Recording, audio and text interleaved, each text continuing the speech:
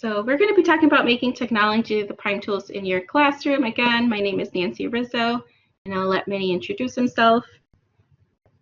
I'm Manny, so I teach the culinary, the HIA classes. So I use a lot of technology it's hard to teach students how to cook, right, when they're not in the kitchen. So it's definitely getting creative, finding out new resources, finding out what works best. Hopefully it's enough. So.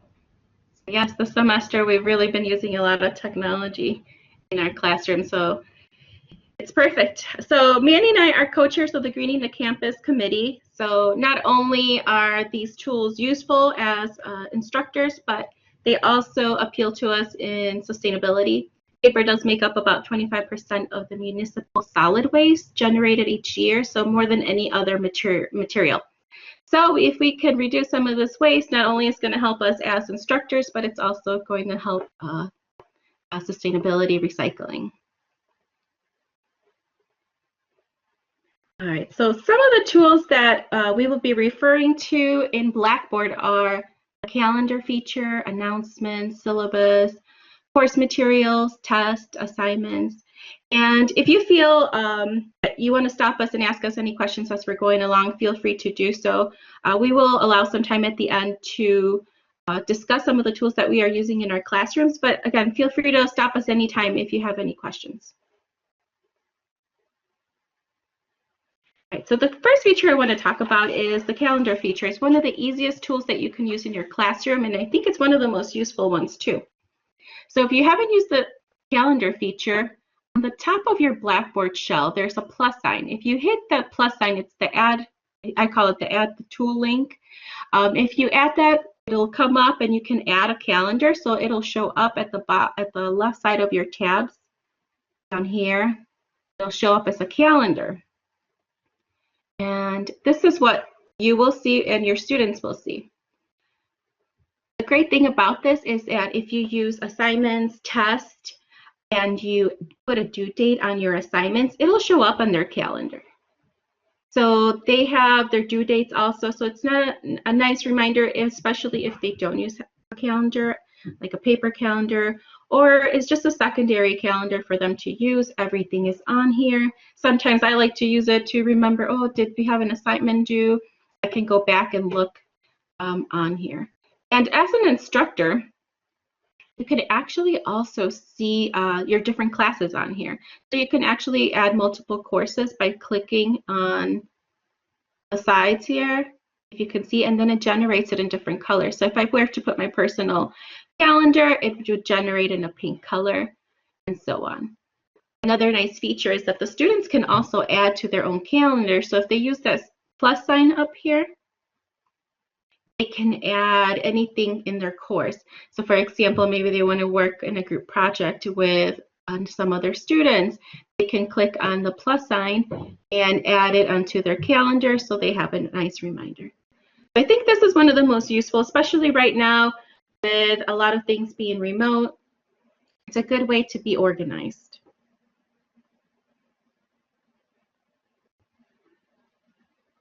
Another great feature that I like to use in Blackboard is announcements. So the same way it works as calendar, you go to that add tool link on the top left corner of your Blackboard shell, and then it adds it to the left side of your columns. I like to use this after class. So after lecture, I usually like to do a small recap. So like my subject will say for next week or week 10 as a reminder, don't forget we're going to be reviewing this.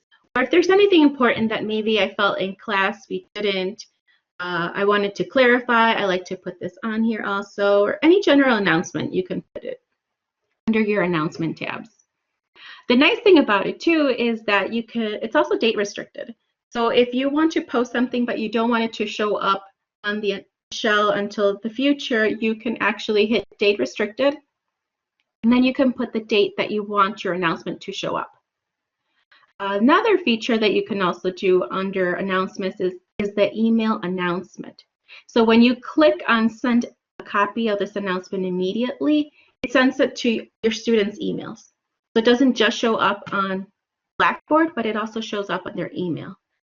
The only thing is that they do have to have, it'll show up on their Triton email unless they forward their email to a different email address.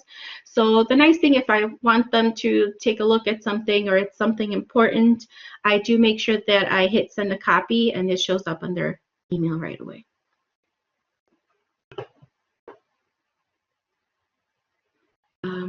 Another thing for this one is the syllabus. So we all give our students syllabus.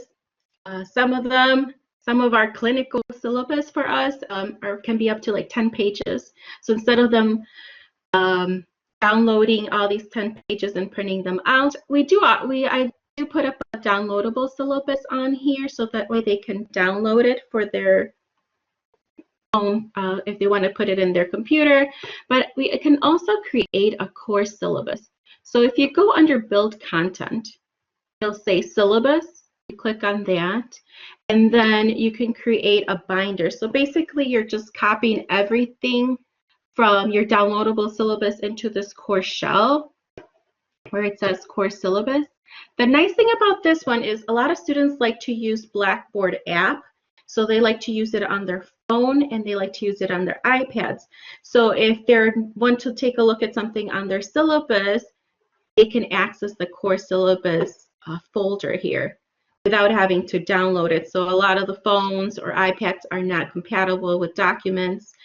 And the other thing too that I wanted to mention was that this little sign here, I don't know if you guys, it was just added into Blackboard. Oops, sorry. It tells you how easy it is for them to download it. So if it's green, it says that it means that it's an easy page for them to download. And if it's red, they probably have some difficulties downloading because of the content or if you have images on there. So again, this is a great feature for them to use on their app, on the Blackboard app. A lot of my students like to use it and they can go in there anytime, look up assignments. Also, in case they are sharing a computer at home, it's a nice way for them to just take a look at their syllabus as well. So all those are just basic tools that I feel like you can use even if it's not an online course. I usually use those on my non-online courses, but they're definitely great features that I like to use in my class. Some other course materials or course material tools that I like to incorporate into my lectures are PowerPoints, PDFs, videos, Kahoot games, Flipgrids, Edpuzzle, rubrics, and labs. So we'll go over a couple of these tools also. So the first one I want to talk about is PowerPoints and PDFs. So sometimes we all put our lectures in Blackboard and we just upload them into certain modules, or I like to divide mine into weekly modules. But sometimes I find interesting articles. For example, I'm going to refer to radiology. Sometimes I find really nice radiology articles that I want to share with my students. Instead of printing a copy for all of my 35 students, I usually upload it onto Blackboard, and that way they can see it. Same thing with PDFs. We have a lot of journal articles from our radiology accreditation that they share with me, so I like to share them with the students so that we can discuss them in class, or sometimes something interesting that I see, I like to share it with them. So I do put it under our course material tools. Another thing that I like to put under those modules or course materials section in Blackboard is videos. So I'm a visual person, I like to see videos, so I like to incorporate them with my students as well. If I see a nice video, I like to put it on there for them to have. Or sometimes if I show a video in class and I know maybe a student's not going to be able to attend class that day, I make sure that I include that video so that way they can also take a look at it. And then we probably all also done Kahoot games. I like to use Kahoot games as reviews. My students have gotten used to now. They've been asking me for reviews. So if we have a test, I usually do a Kahoot game, and they already know. They ask me, oh, are we going to have a Kahoot game? They don't even ask me for a review sheet. They like the Kahoot games. Some incentives of using the Kahoot game is that I tell them that to come prepared, to class. So to review all the material ahead of time, and I tell them sometimes there might be some extra credit for the top 3 winners, or sometimes as an incentive, I tell them that I may include a question that's going to be on the test and the Kahoot questions. So those are some incentives to try to get them to study ahead of time so they're actually prepared for the review session.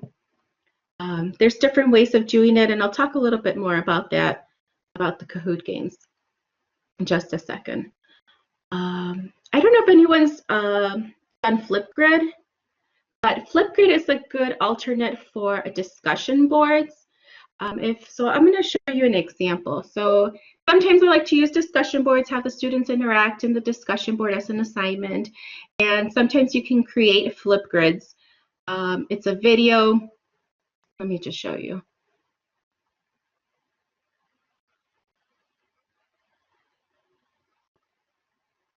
All right, so it takes you to a different website. The only thing about this one is that you do have to use a Gmail account. So that's the only downfall, but I think most students have a Gmail account. So it is like a discussion board. My topic was clinical advice. So I asked some of my second-year students to give some clinical advice to the new incoming first-year students. When they see the assignment, they're able to see a small what they're going to be discussing, just like in a discussion board. I like to put a password on my Flipgrids just so that no one else can access them. They are password restricted, or you don't have to. It's up to you. But so you see the response or the prompt. So the prompt was to provide some clinical advice to new incoming students. And the student can record a response. I made the assignment when they could see it. I asked them to just do a 3 or 4 minute short video.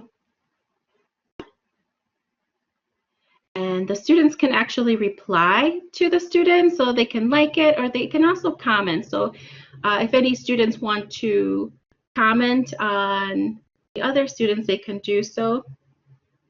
And they get really creative with these, which I like. Sometimes with the discussion boards, if I feel like if I do too many of them consecutively, they don't put as much effort. So I try to, do one discussion board and maybe throw a Flipgrid in there, and they can talk about. Like I said, they get creative with these. They talk about your prompt response, and you can see them. All the students can see them, and I usually ask them to respond to 1 person or 2, depending on how you do your discussion boards. So this is a really neat feature. My kids also use this. So it also gives you the hours of engagement as well. So it records all the responses and the time that they spent on it. And you can also look at the comments as an instructor. And it gives you the amount of views too. I had 364 students take a look at these videos. And like I said, if you guys have any questions, feel free to stop us at any time. Another course material tool that I like to use in class or as an assignment is Edpuzzle. I don't know if anyone's heard of this one, but Edpuzzle is, you can basically upload any video, or you can look up videos on YouTube and add questions to the videos. The other thing you can do is you can use some during class to discuss short answer questions, multiple choice questions. You can to lead this to discussions as well. So I'm going to show you, we're going to do a quick Edpuzzle here. And then I can show you how it works.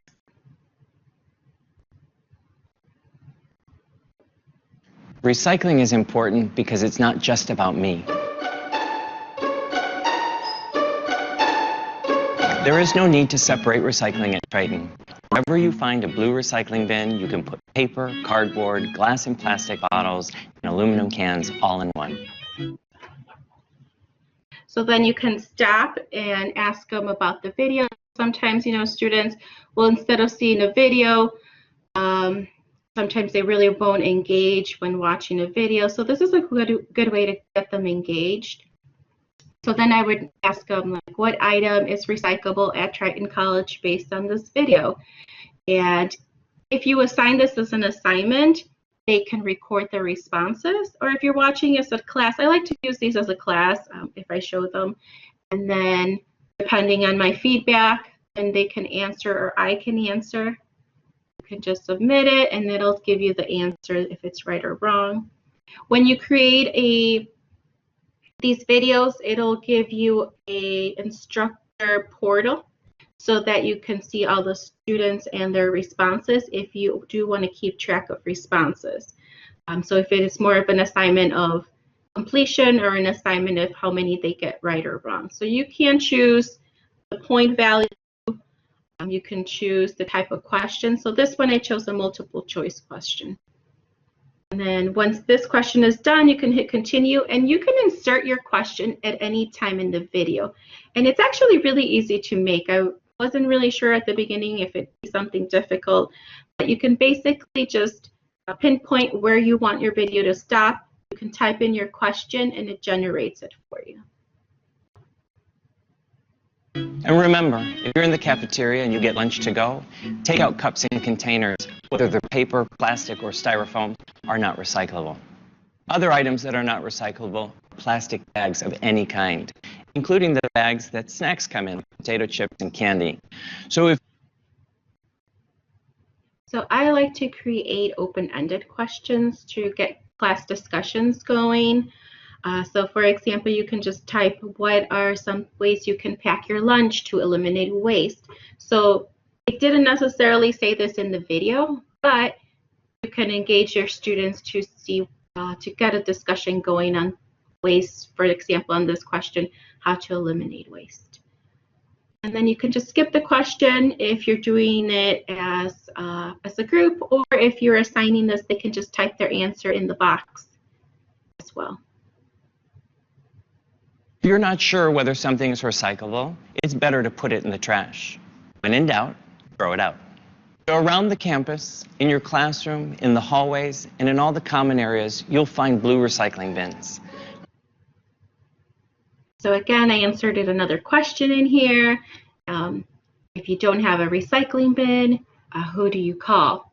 And again, it's just based on the video to keep them engaged, to make sure that they are engaged in the video as well.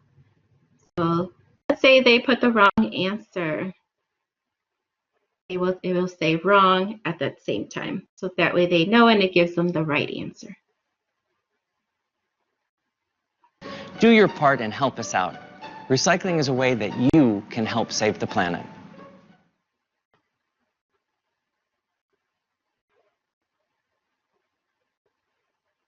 So with Flipgrid and Edpuzzle, so once you complete your video, you can they'll give you a link.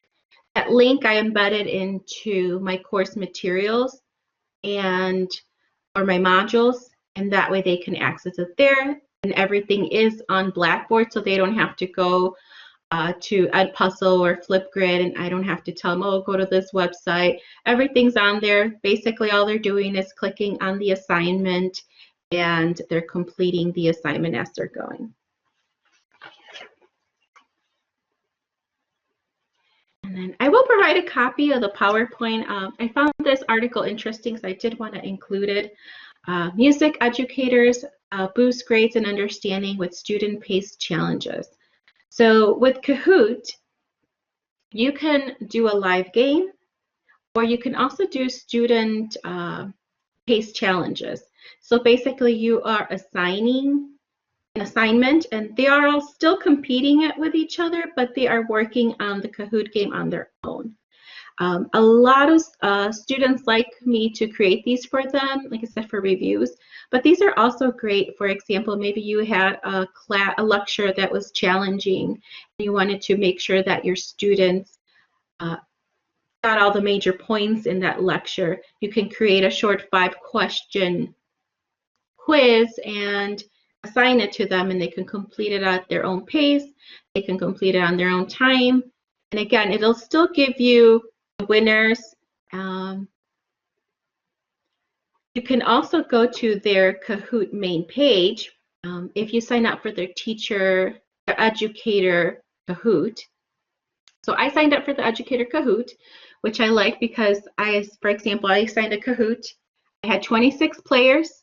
I had 24 questions for this one. And we were talking about something challenging. This assignment was challenging. So it gives you the questions that are most difficult, that the students had most difficulties in. So then I know as an instructor that I need to go back and review some of the material. So for example, I knew the questions, only 19% of these students got this one right. So I went back the next lecture and made sure that I went over that material once more. It also tells you the students that need help.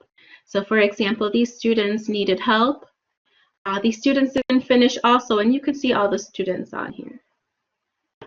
And then again, you can see who won. So for example, if you wanted to offer an incentive, you can see who's the winner. Or they actually, in my class, they just like to compete against each other.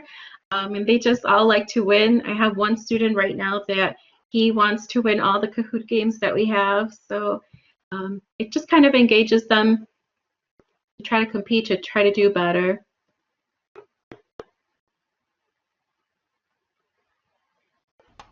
All right, so I'm going to let Manny talk about rubrics in lab. All right, so thank you very much. I feel like you already covered the second half of this already. Going over the same material. All right, but yeah, especially with labs, this is a great way of communicating with our students. I used to actually do this and used to have a paper version. Ever since Nancy showed me this, I just use a tablet or a computer that I have in the kitchen, and that way I can add notes or anything if I notice that someone's doing something wrong. Any feedback that I can provide, I'll make sure I put in the actual any comments or anything. So Nancy, this one's yours, right? Correct, yes. Okay, so she has her set up, which is great. Yeah, so we teach completely different subjects, but we can both add rubrics to any subject, any assignment, so that way the students can see the breakdown of the criteria. So Manny probably uses different criteria than I do, but we both can still add comments and to the point, so that way the student knows exactly where their points were taken off as well. Yeah, because I'm sure we've all had that one student who refuses to accept the grade that they earned, and they want to know why, and they feel like everything they did was correct, and at least this way they can at least see it at first, and then they can talk to the instructor. So great tool to have. All right, so saving paper is always what we're trying to do, and this PowerPoint might have been really useful maybe last 2 semesters ago before we were forced to go into an online setting where the common use for a test would be, through paper, and it would just be the same practice that we've been doing for a long time. But it's actually quite easy making the test. It might take a little bit of time in the beginning. I know it did for me, just getting the hang of it. But once you actually put all the questions onto Blackboard, it stays on there, so you can, use it later on. It'll be a lot easier. It grades it for you. So you put the answers, it makes your life a lot easier down the road. Yeah. Yes, you're saving. For assignments, I understand that everyone's going through a hard time right now, so they might not be able to keep up with all their assignments. But I definitely include due dates, so that way they know when everything's due, and then they can plan ahead of time. On my syllabus, I also include all the assignments when they're due, so that way if they know that it's going to be a really busy week for them, or they're out of town, or for whatever reason, they can kind of plan ahead if they so choose to. So yeah, it's easy to grade with as long as everything is submitted. It gives you an alert when at least the person attempted to log in to submit an assignment, and an assignment's ready to be looked at. I'm sure we've all seen this at this point already. I remember in the beginning, before I really started using Blackboard, I would just have everyone email me assignments. And then after a while, after all the classes come together, then I would forget where they were supposed to go. So it would just make it a lot harder. So using Blackboard has actually helped keep everything in order. And it helps them as well, so that way they can plan ahead and make sure everything's submitted. So assignments, discussion boards. You mentioned a little bit of discussion boards. I last semester, I know I had everyone do a discussion board every single week, but it's like you said earlier, they kind of stopped putting as much information. Like they would just put the bare minimum and then move on to the next assignment. So it's I do very few discussion boards, especially in the beginning. We'll start off with it's kind of our way to get to know each other, but then throughout the semester, I'll add different ones depending on the topics. Wikis, I really don't use. I know you do, Nancy. Yes. So what is so that? you could add them the same way in the course tabs on the left side of your shell. And it's basically like one big class notebook. So basically, if my students are having a hard time with certain things they're having difficulties right now is breathing instructions. So we have to give our patients breathing instructions for certain exams.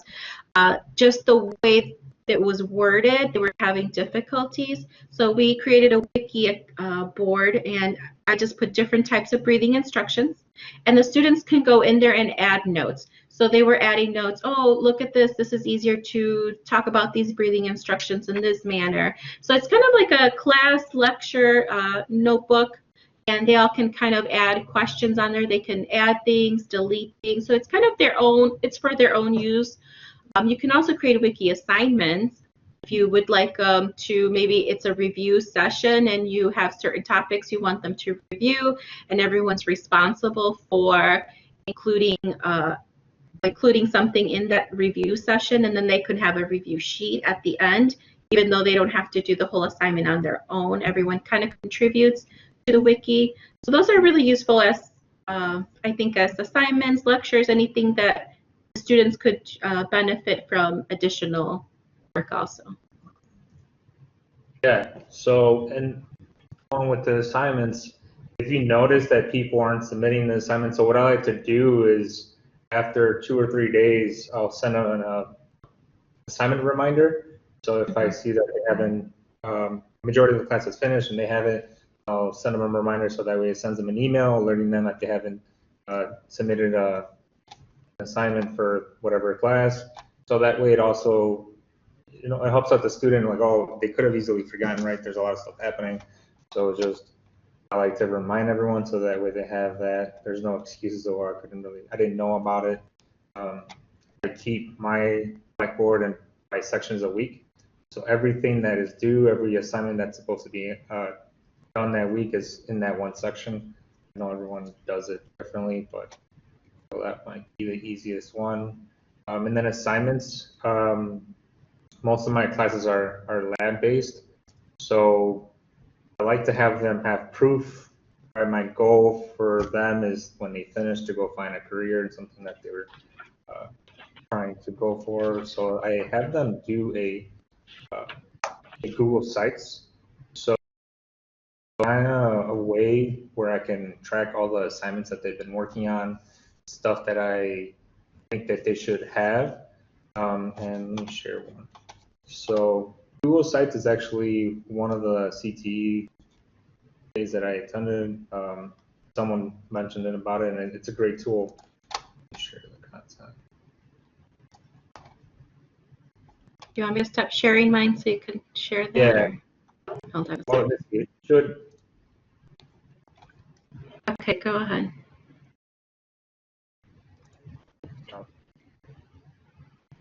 Load. Nope. Google Chrome's not responding. Beautiful thing about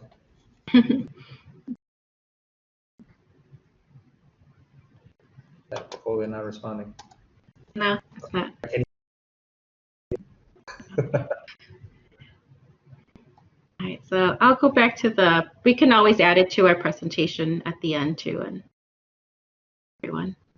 All right, so let me share the PowerPoint back. Oh.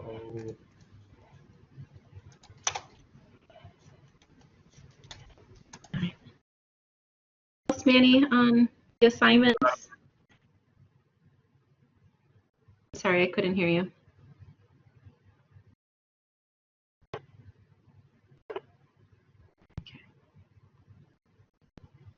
Now, I know we talked about a lot of these tools, and if you want to know more in detail about these tools, you can go to the CTE resources and links. There are a lot of these tools already. There's already videos on them. So if you want to learn more about them, more details, make sure you go to the CTE resources and links section in the CTE shell. There's definitely a lot of videos there. Also, I would definitely recommend taking the Blackboard online class and the online pedagogy training. I learned so much very specific things on those tools that we mentioned. So definitely go back and take those courses. I highly, highly recommend those. And with Blackboard, Blackboard has their own YouTube page as well. There were certain things that I wanted to learn more about. So if you go to YouTube and you look for Blackboard, they have a lot of videos on things that you can do on Blackboard, on the grading scale, and the just everything on anything on Blackboard that maybe you want to learn more about. They have a lot of videos. So which is nice because they kind of walk you through step by step on how to do it.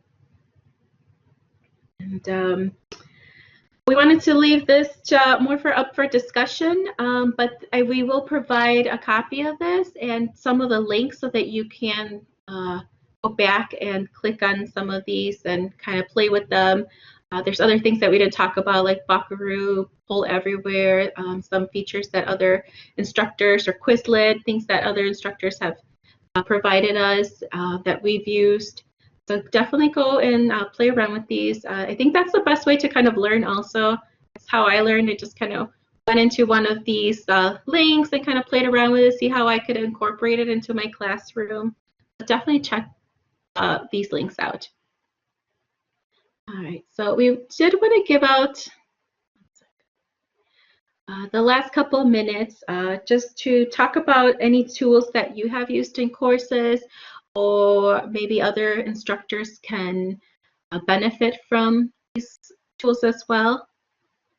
So does anyone have any tools that they have used?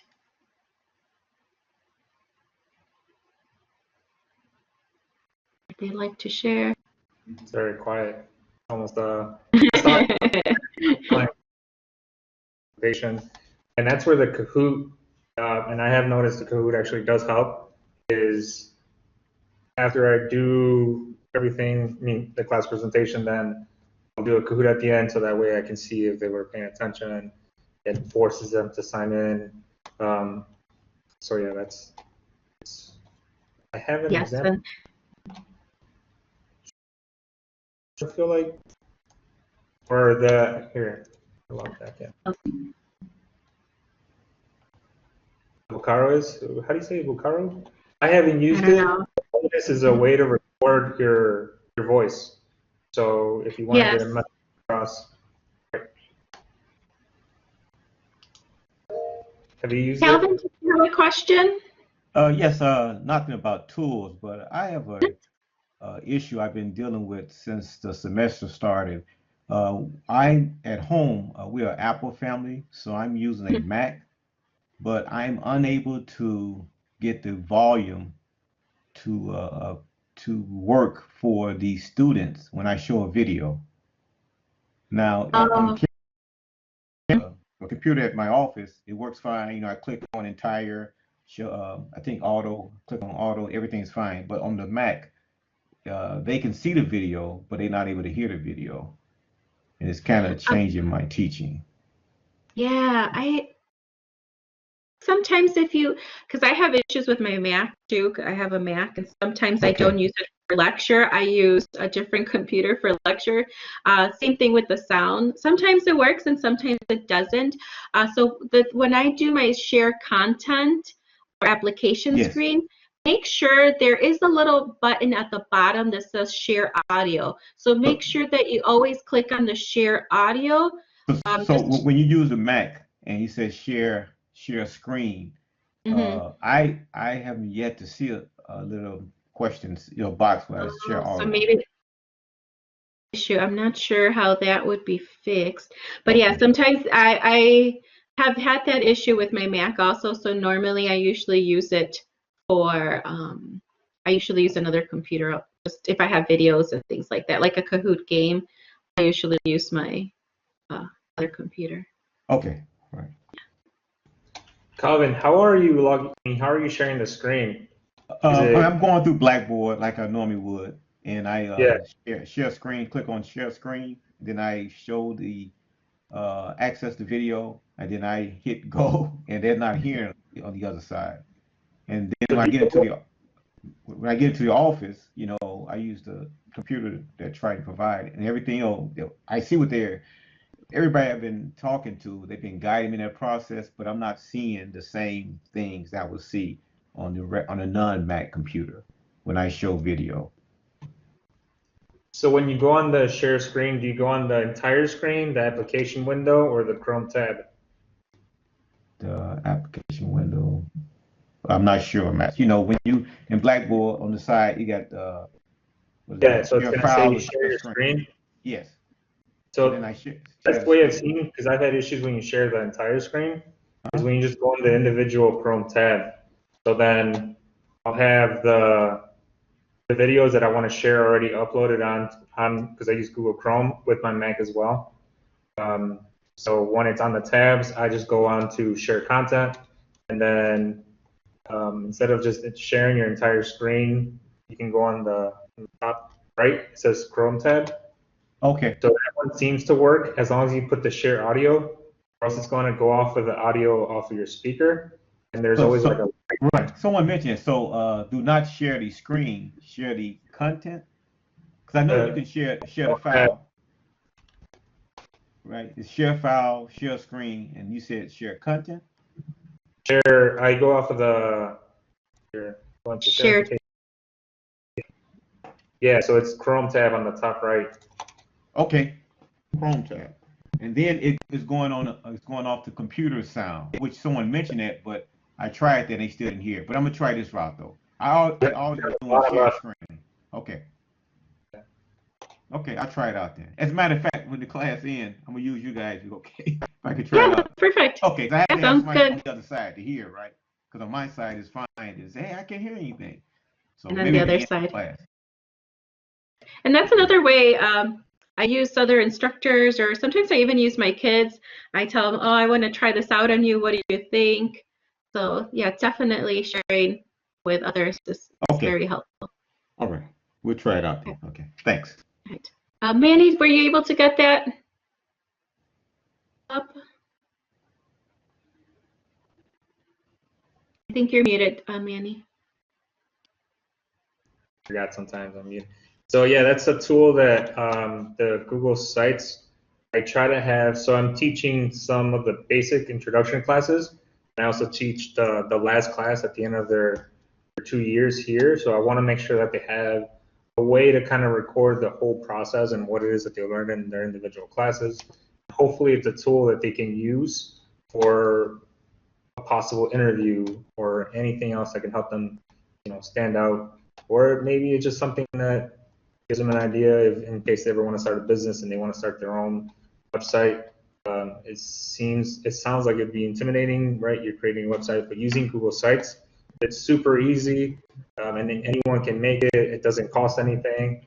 If they would like to then pay for it, which I did for this one, it makes it a lot easier. You buy the domain name, so it's $12 per year, but it's something that they can make it where it's their first name, last name.com or whatever it is.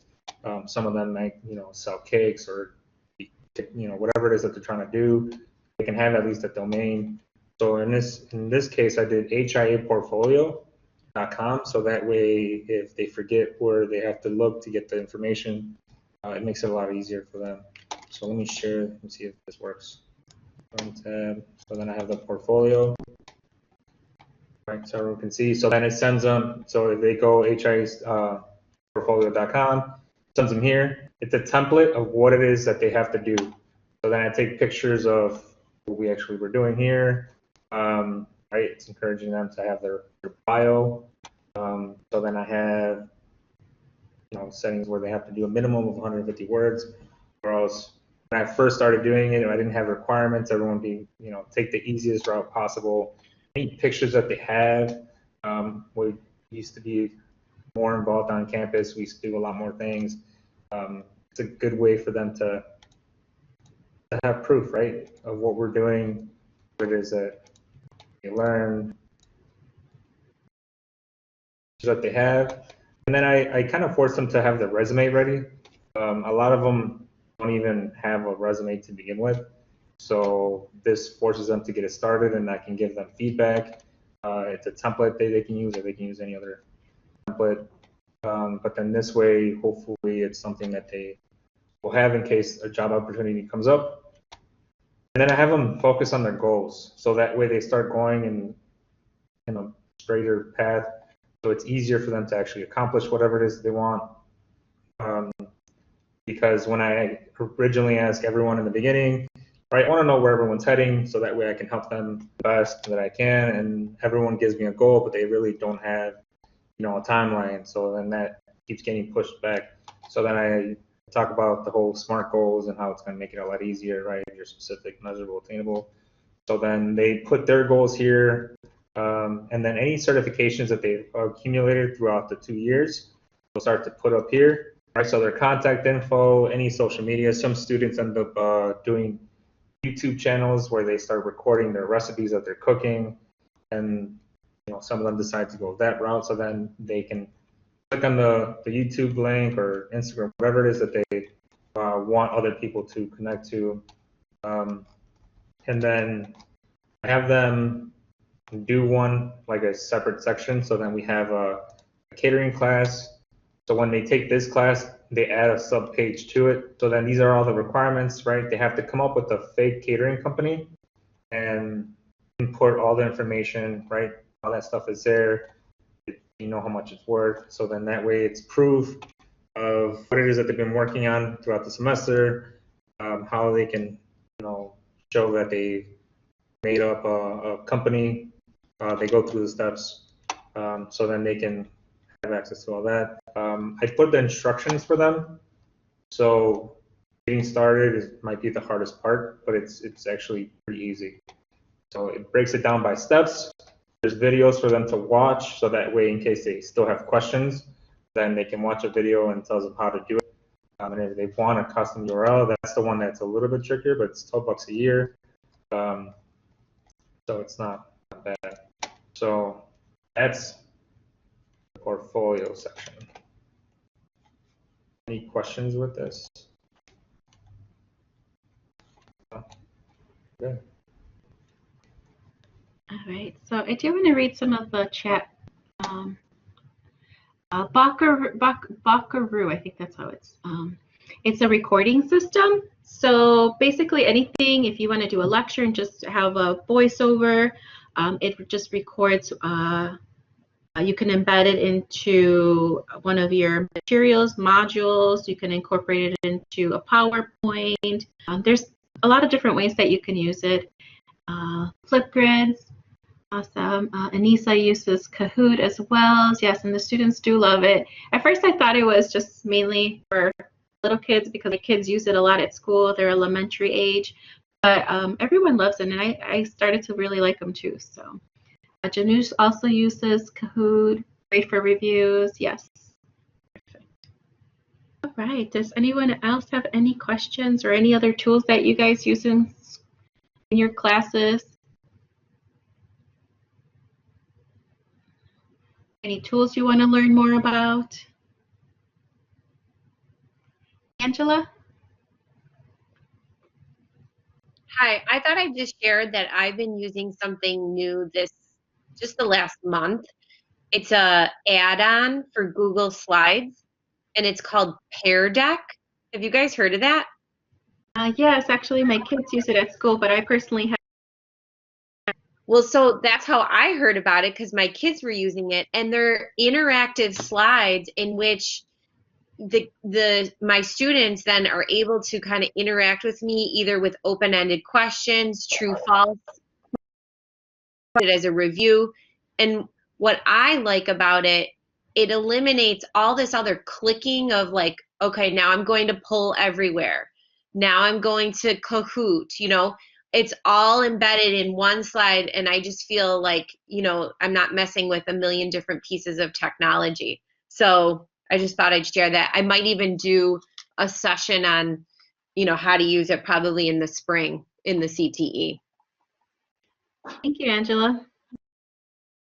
I'm also really interested in using Peer Deck. My kids really like to use it. So yeah, they love it.